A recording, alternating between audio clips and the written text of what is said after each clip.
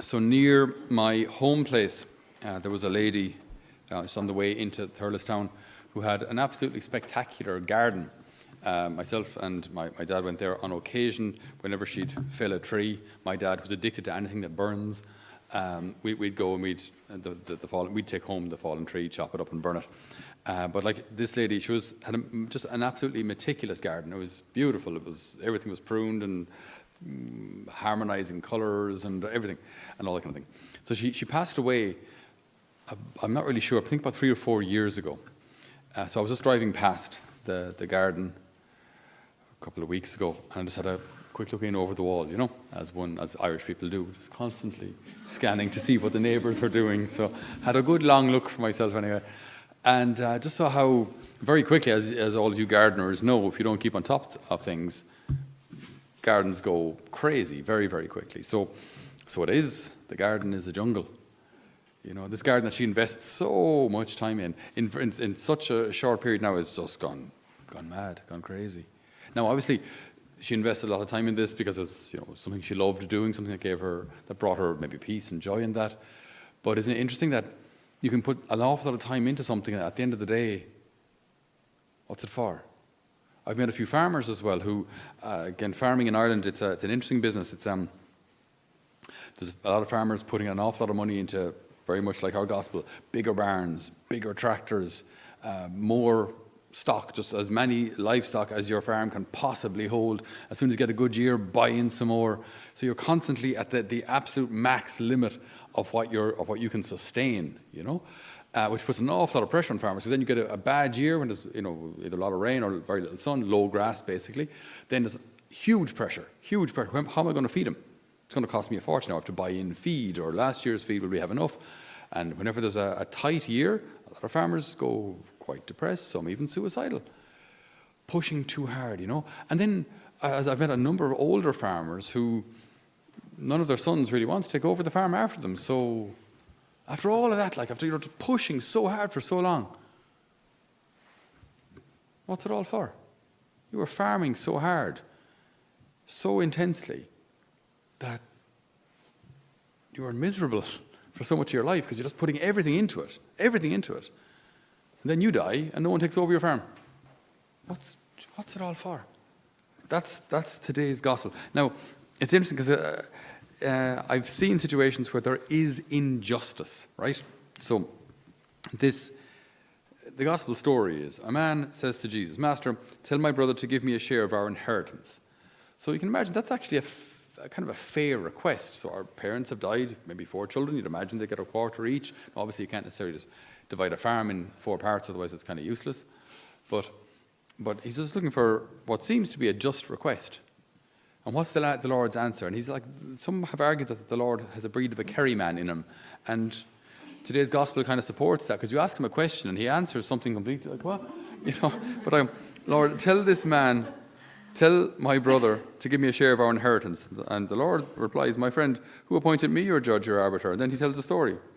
He goes, so he doesn't answer the question, he doesn't say you should or you shouldn't.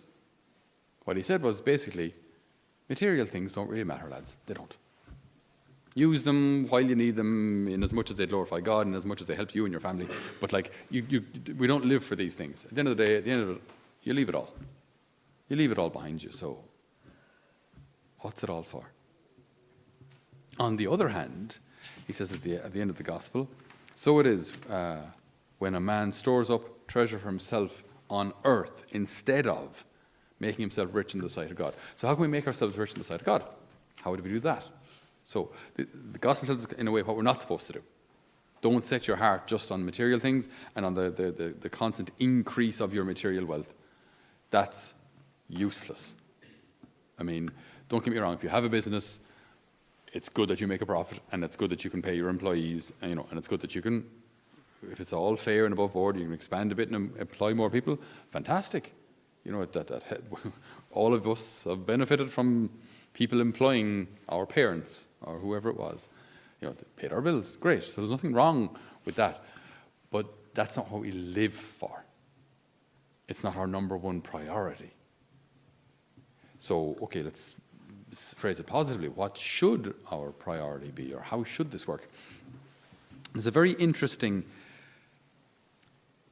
theme in many of the great spiritual authors when it came to our relationship with God, right?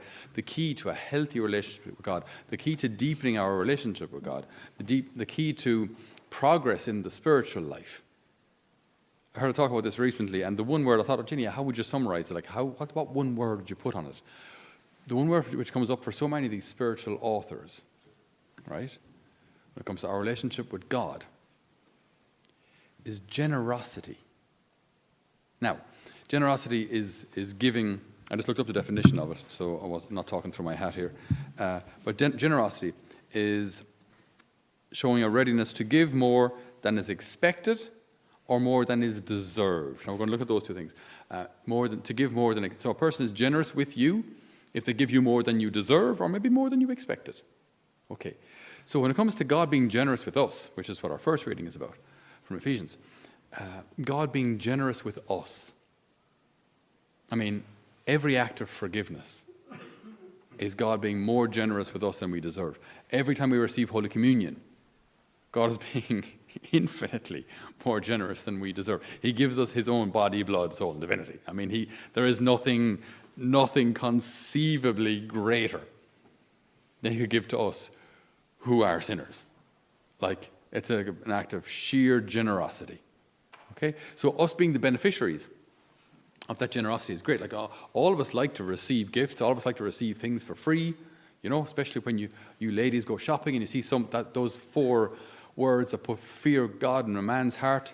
SALE. Right? And I go, no, just because it's for sale doesn't mean, just because there is a sale doesn't mean you have to buy it.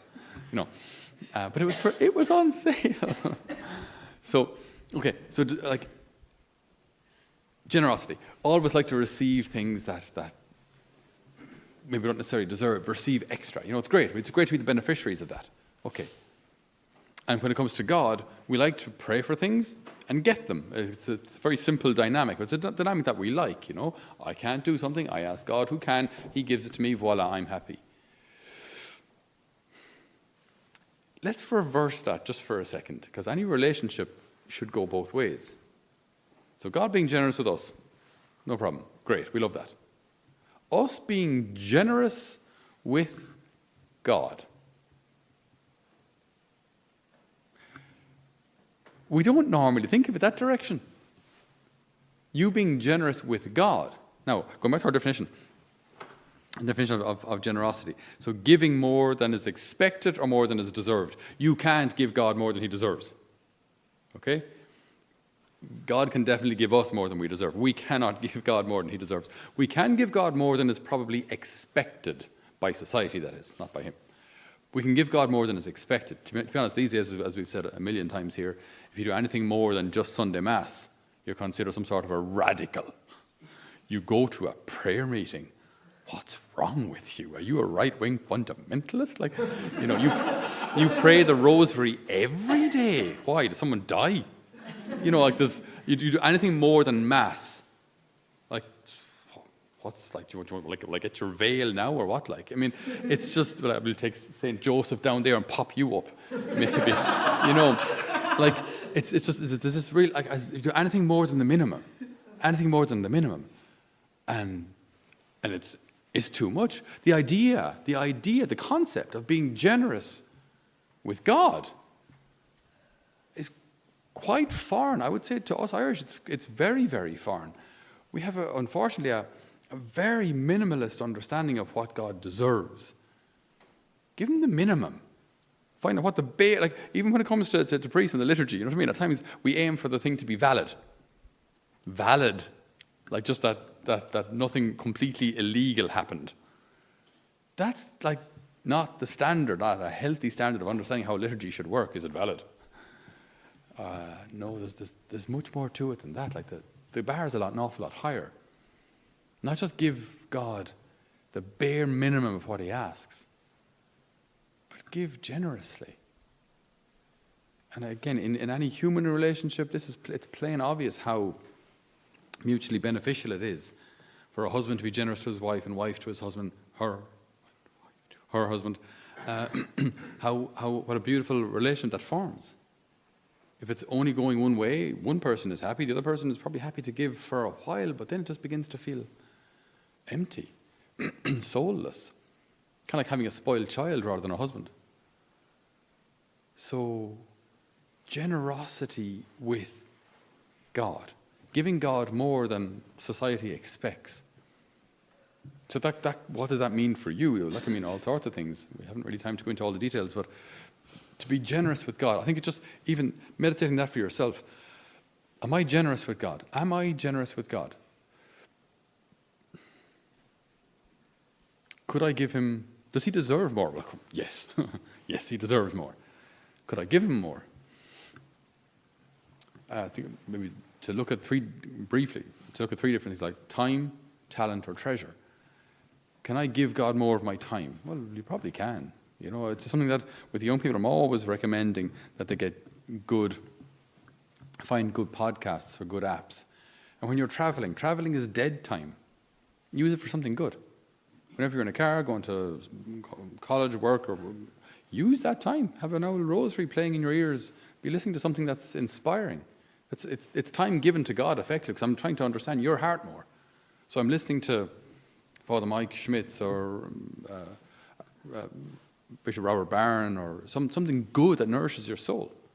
You know, great. Then you come home and your heart is a little lighter because you've been thinking about beautiful, divine things on the bus while everyone else is on TikTok, probably.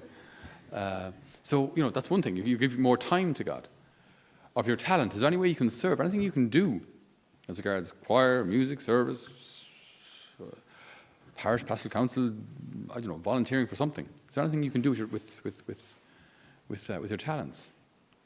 And then with your treasures, there's someone or something you can support so that it bears more fruit, some good Catholic initiative, someone like you can see some group that's really, they're working with young people, they're working with old people, they're working on mission, and it's their heart's in the right place, they're doing the right thing. I want to help them. You know, to be generous with God. Be generous with God. And that leads us into a whole new depth of intimacy and a depth of friendship with the Lord when I'm generous with him. If I reluctantly give the minimum that he requires, that's not a healthy, loving relationship. That's just duty. That's just being a good soldier. But he calls us his children. He calls us friends. So we ask the Lord today to help us to discover or rediscover what it means to be generous with God, what it means to have a generous heart towards him. And if he reveals something that we can do as regards our time, our talent, or our treasure, let's do it for his greater glory and the building up of his kingdom. Amen.